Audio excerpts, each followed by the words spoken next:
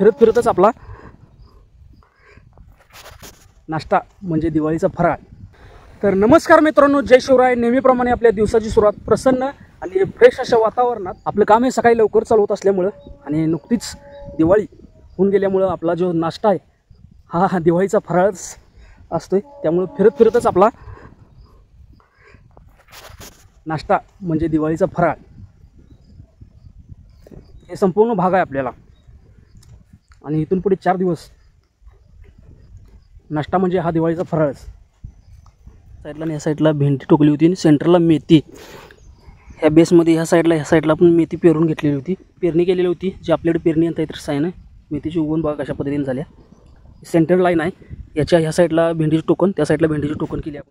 त्यानंतरनं आपला परमनंट रोजगार म्हणजे आपलं दुकान उघडलं। दुकानात आल्यानंतरनं आपल्याला एक जिओचा मोबाईल होता चार्जिंग सॉकेटसाठी, ते चेंज केलं। त्यानंतरनं 1-2 ग्लास बसवल्या आणि आपल्याला एक कॉम्बो फिटिंगसाठी आलता, तो कॉम्बो फिटिंग करून घेतला। जाता जाता एक तत्वज्ञान, नेहमी आपलं कोण हे ओळखायला शिका, कारण दिसतं तसं नसतं म्हणून तर जग फसतं। Good bye.